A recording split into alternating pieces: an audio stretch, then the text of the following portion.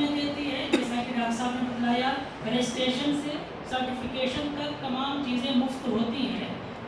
इस तरह के मौके बहुत कम आते हैं तलबा के लिए कि वहाँ खुद प्यासे के पास चल करके आया है।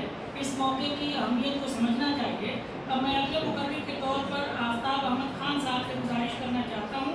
आप फॉर्मर एडिशनल DGP CRPF हैं, मोटिवेटर हैं मैक्सेल इंडिया के, काउंसिलर हैं और अपने तजुर्बात आपके साथ शेयर करेंगे और मैक्सेल इंडिया का जो ये पूरा जो प्रोजेक्ट है उसके बारे में तफसीलात भी देंगे।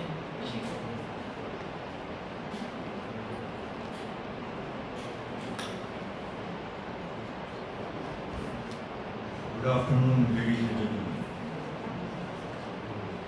It's my proud privilege to talk to you, to talk to such a big group of people who are still to find ways and means to start their career.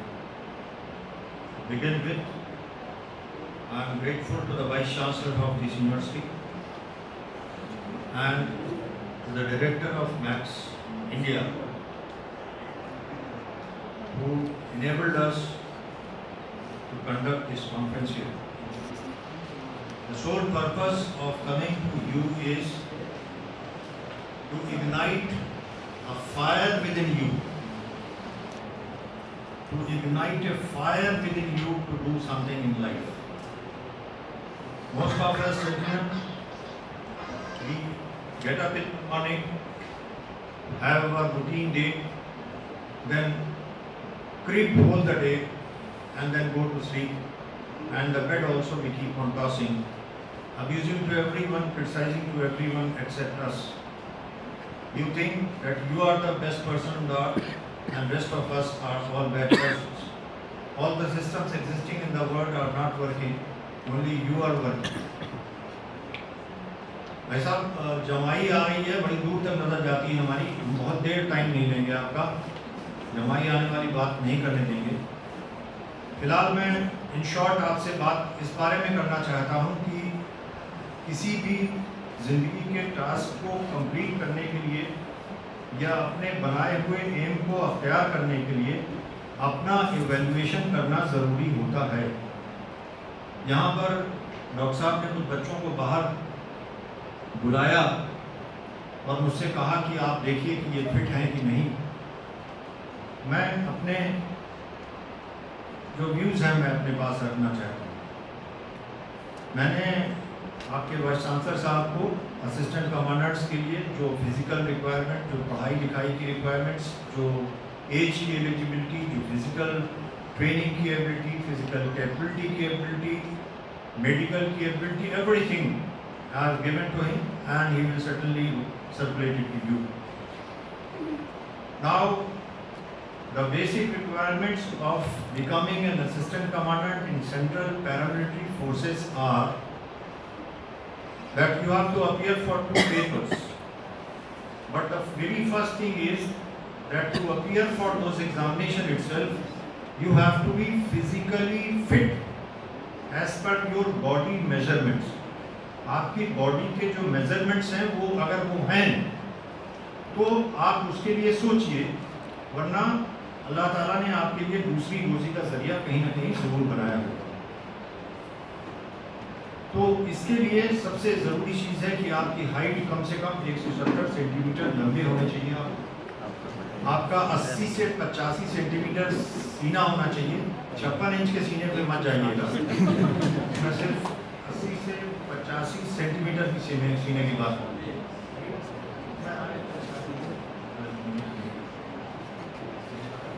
सो वज़न आपका उसी तरह से प्रोपोर्शनल होना चाहिए और आपके अंदर कोई फिजिकल डिफॉर्मिटी नहीं होनी चाहिए। जैसे आपके नॉक नी होना चाहिए। नॉक नी का मतलब जो लोग चलते हैं यूँ उनके घुटने खड़खड़ बोलते हैं, वो नहीं होगा। फ्लैट फुट नहीं होना चाहिए। फ्लैट फुट का मतलब ये जो कर्व होता है ये होना चाहिए, फ्लैट फुट नहीं होना चाहिए। आपकी आंखें बगैर चश्मे के 6x6 होना चाहिए। आपके कान से आपको सुनाई पड़ना चाहिए और आपके जो 5 इंद्रियां हैं वो ठीक से काम करना चाहिए। बस समझ में आ रही है सर? उसके बाद कि अगर आप इन यार्डस्टिक्स में पूरे खरे उतरते हैं, अपने को खुद नाप लीजिए, हम आपको नाप के तौर के एम्बेरस नहीं करना चाहते। आप पहले अपने को सेल्फ असेस कर लीजिए कि मैं इस लायक, फिजिकली इस लायक है कि नहीं। लायक तो आप प्राइम मिनिस्टर जब चाय बेचने वाले बन सकते हैं तो आपको बहुत कुछ हो सकता है। लायक नालायकी की बात मत कीजिए, हिंदुस्तान में लायकी और नालायकी बहुत कम माने रखती है। तो बहरहाल बात यह है, कभी कभी दिल के जख्म जो है वो फट के बाहर आने लगते हैं। मैं चाहूँगा कि उनको रोक के रखें, मगर फिर भी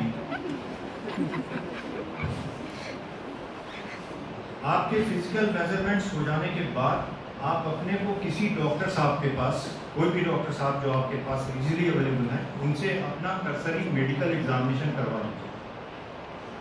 अगर आपके नाक में सेप्टम है या कान में आपको नहीं सुनाई पड़ता है या बदन में कोई खाज, खुजली या इस तरह के दाने वगैरह हैं या और कोई फिजिकली प्रॉब्लम है, you confide with the doctor and if you will be able to get it recovered or cured, it is all right.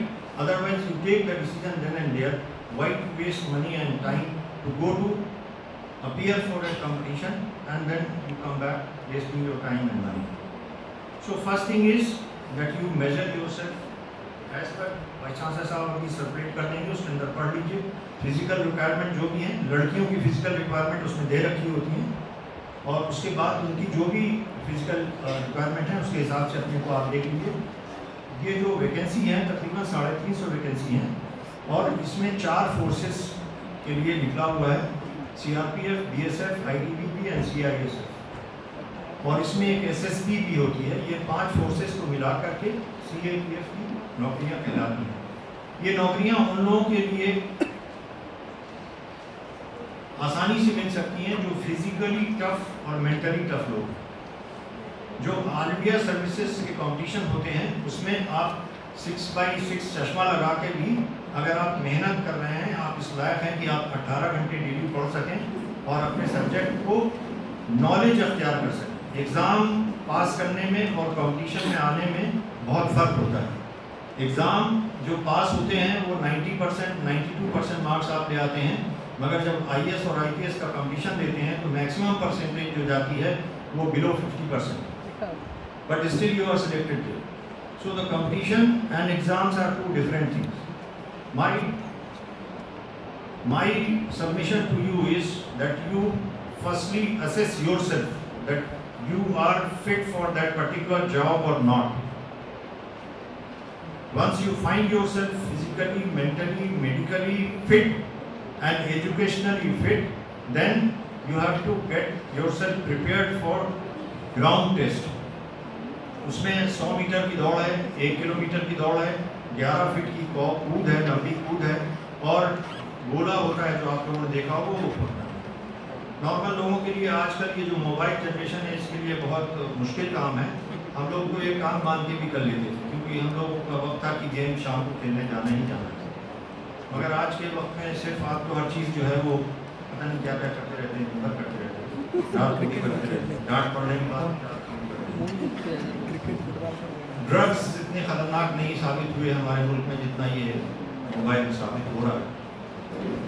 बहरहाल सबसे बड़ी ज़रूरत ये है कि आप अपना फोकस करें कि आपको क्या बनना है, कैसे बनना है, और उसके बाद ये तहैया करें अपने से। लोग जो हैं ये समझते हैं कि मेरी ज़िंदगी जो है वो मैं दूसरों को धोखा देने के लिए पैदा हुआ। अब्बा अम्मा आ गए तो हिंदी के पढ़ना शुरू कर दिया, वो चले गए तो ऊँगना शुरू कर दिया, टीचर चला गया तो उसको बेवकूफ़ बनाने की कोशिश कर दी, साथी आए तो उनको बेवकूफ़, मतलब हर एक आदमी ये चाहता है कि मैं किसी तरह से यूँ करके निकल जाऊँगा, मगर वो आदमी वहीं पे रुक जाता है या उस मोड़ के सफ़र के किसी भी मोड़ पे रुक जाता है और उसके हाथ में लगती है नाकामयाबी। तो सबसे बड़ी बात यह है कि आपको अपने को कामयाब बनाने के लिए उस रिक्वायरमेंट्स के अंदर फिट इन होना पड़ेगा, और वो फिट इन होने के बाद अगर आपने एक दफ़ा ये तहैया कर लिया कि मैं ये बनना चाहता हूँ, तो ये बात आप समझ लीजिए कि दुनिया की कोई भी ताकत आपको कुछ भी बनने से रोक नहीं सकती। मैं अपनी एग्जाम्पल देता हूँ, लोग नॉर्मली अपने बारे में बताते हैं कि मैं फर्स्ट क्लास फर्स्ट था और मैंने टॉप किया था और किसी यूनिवर्सिटी में टॉप किया था, चौथी में पीछे लगे था, nothing like that. I got 3rd class in my high school. My father told me that if you want to carry on the studies further, you have to secure some better marks. Otherwise, the tractor is there, you go and blow the house. That resourceful person and he engaged lots of tuitions for me. 5 subjects, 7 tutors. So I was fed up with that. उस वक्त उम्र में भी 19 साल हुई थी। माँ बाप को पहले बच्चे को जल्दी पढ़ाने की होती है, तो बढ़ा दिया गया ऐसे दवा के और पहुँचा दिया गया 19 साल में ग्रेजुएशन हो गई। हॉस्टल में रहते थे, सामने से साउथ इंडियन साहब गुजर रहे थे, वो बोले आफ्ताब एक कंपटीशन निकला है उसमें बैठे हुए। हमने कहा क्या है नायर? बोले DSP का कंपटीशन है, CRPF में कंपटीशन होना है DSP। हमने कहा भाई लाओ देखा है। तो रामपुर में साहब ये असिस्टेंट कमांडेंट अभी कहलाते हैं, पहले डिप्टी सुप्रीम ऑफ पुलिस कहलाते थे CRPF। तो हमने उसको देखा है। अलीगढ़ में कंपटीशन का उस वक्त तक कोई माहौल नहीं था। अगर आप उसमें कहें किसी से कि हम कंपटीशन में बैठेंगे तो लोग तीनों करके ताली मारते हैं, इनका मुंह देखो कंपटीशन में। मोदी साहब भी ताली मारते हैं, मगर मैंने वो वाली ताली। बहरहाल ताली मार के उन्होंने कह दिया, मुझे अपने मेरे अंतरात्मा में ठेस लग गई कि अरे ये तो क्या इसने कह दिया। मैंने उसको देखा था, तो मैंने बिल्कुल नहीं करेंगे। मैं वो माफी मांग लेता हूँ और फिर भी निकल जाती क्या अभी नहीं आएंगे साहब, बिल्कुल नहीं। तो बहरहाल उसके बाद जो है वो मैंने बड़े बड़े नेताओं के नाम देखे ना साहब, क्या असर आ गया।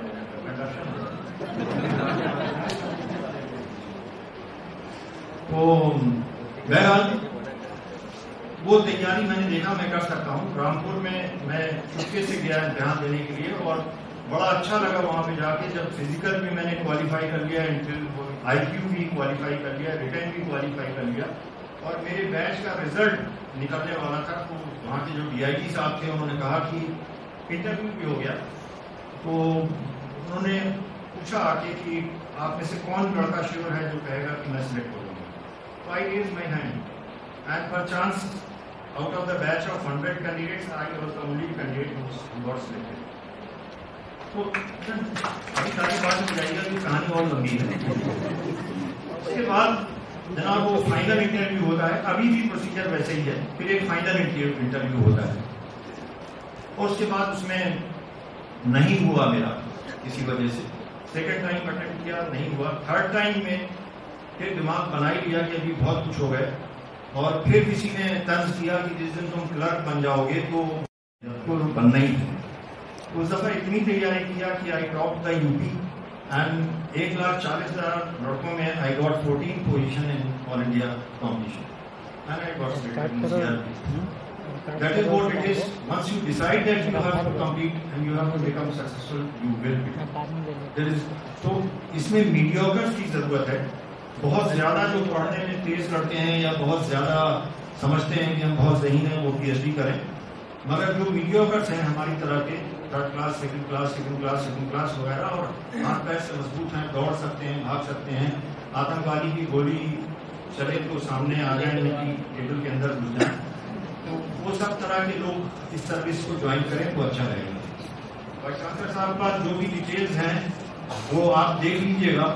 जिस दिन साहब नेक्स्ट वालों को इन्फॉर्म कर देंगे या मैंने भी अपना नंबर दे दिया है कि हमारे इसमें आपको इस तरह से नापते हैं सस्ती की तरह। बहुत सारी नौकरियां हैं जिसमें वो आपको फिजिकली बिल्कुल उनको कोई मतलब नहीं है। जैसे अगर आप ब्लाइंड हैं तो आपको बेनिफिट है। IAS अगर आप हैं, IAS का एग्जाम देते हैं, अभी एक बड़े अच्छी पोजीशन से एक बच्चा आया जो ब्लाइंड है, तो बहुत सारी 90%, लेकिन ऑफ कोर्स आर्मी की नौकरी, पुलिस की नौकरी, सेंट्रल आर्म में physical fitness is very very crucial. तो अच्छा होगा अगर आप, जैसे अभी मैंने इनको दे दिया, लेकिन एक बात याद रखिए कि UPSC में अप्लाई करने की डेट है 20 मई। आज हम 15 मई है, सिर्फ 5 दिन बचा हुआ है। आपके पास वक्त नहीं है बहुत ज़्यादा। अगर आप इसमें असिस्टेंट कमांडेंट में देना चाहते हैं तो आपके पास 1-2 दिन है बस, और आपको 200 रुपया उसकी फीस है, ऑनलाइन फीस है UPSC की। तो अगर आप फील करते हैं तो एक दिन में अपने को देख लीजिए कि आप फिजिकली फिट हैं, दे सकते हैं, अप्लाई तो कर दीजिए आप UPSC में। उसके बाद आप अपना नाम यहाँ पे वाइस चांसलर साहब के ऑफिस पे भिजवा दीजिए, हमें मिल जाएगा। Then I will tell you how the training will be conducted. तो this is about assistant commandant. जो भी एलिजिबल हैं, जो यहाँ नहीं भी आए हैं, उन तक ये खबर पहुँच जाएगी। लेकिन उसमें ये जरूर याद रखना है कि 20 May is the last day. उसके बाद सिमिलर एग्जाम जिसमें फिजिकल माइनस कर दीजिए, वही सिलेबस, ऑलमोस्ट वही सिलेबस है, वो है एसएससी का एग्जामिनेशन। ये नवंबर में होगा। इसकी अभी गवर्नमेंट ऑफ इंडिया से नोटिस निकलने वाली है, लेकिन हम लोग रिटन एग्जाम में इस ट्रेनिंग के साथ वो कर सकते हैं। उसकी एज है 30 इयर्स, 20 से 30 के बीच एज होनी चाहिए और ग्रेजुएट आप होने चाहिए। इस साल आप ग्रेजुएट कंप्लीट कर लें या पहले कर लिया हो आपने ग्रेजुएशन, तो 20 से 30 एज हो। एंड प्लस एग्जामिनेशन में पेपर्स वही हैं, जनरल अवेयरनेस का पेपर है, एक क्वांटिटेटिव एप्टीट्यूड है और एक आपको रीजनिंग एंड इंटेलिजेंस है। 2 तरह का लेते हैं, एक पहले लेंगे प्रिलिमिनरी, उसमें भी यही पेपर है, मेंस कहेंगे उसमें भी यही पेपर है। दोनों में 2 या 3 महीने का डिफरेंस होता है। तो आप में जो लोग एसएससी का एग्जाम देना चाहते हैं, इसमें जो जॉब्स मिलती हैं वो गैजेटेड ग्रुप बी है और ग्रुप सी है। इसको बोलते हैं SSC graduate level examination, GLC. ये ग्रेजुएट्स के लिए गवर्नमेंट ऑफ इंडिया कराती है। आईएएस के बाद ये सबसे पॉपुलर है, जो स्टाफ सिलेक्शन कमीशन करती है। हर बंदा इसमें अपीयर हो सकता है जो 30 वर्ष से लोएस्ट है। कोई ये नहीं है इसमें आईएएस की तरह कि आप सिर्फ 6 बार एग्जाम दें, आप कई बार एग्जाम दे सकते हैं। You can appear every year, there is no problem. हमारे यहाँ जो इसको देखते हैं वो आईआईटी कानपुर के हैं, आदित्य कुमार तिवारी। वो खुद भी एसएससी थे, उन्होंने रिजाइन करके गवर्नमेंट ऑफ इंडिया से हम लोग के मैक्स इन इंडिया में जुड़े हैं। वो इसके कोऑर्डिनेटर हैं। तो अगर आप इसे एसएससी करना चाहेंगे तो आप अपना नंबर, वो लोग जो इंटरेस्टेड होंगे, अपना नंबर या अपना डिटेल आप वाइस चांसलर साहब के ऑफिस में भेज दीजिए, या आप मेरा नंबर नोट कर लीजिए, फोन नंबर, मुझे आप व्हाट्सएप कर सकते हैं। मेरा नंबर लिखिए 999999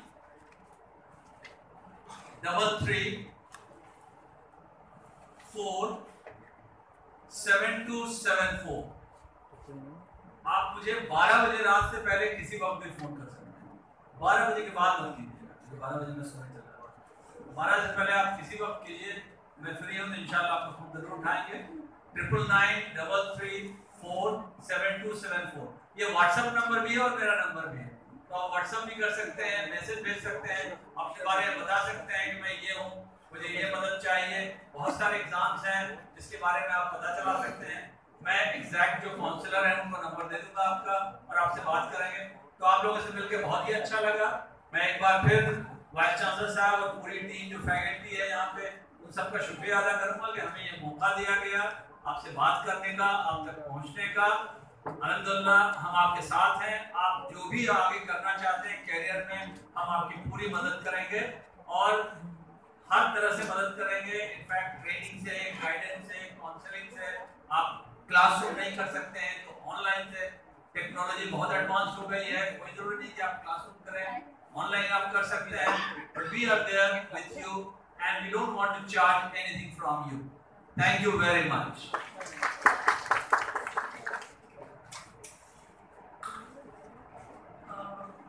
सामीन अब आपसे गुफ्तगू करेंगे हमारे यूनिवर्सिटी के वाइस चांसलर साहब प्रोफेसर मारूफ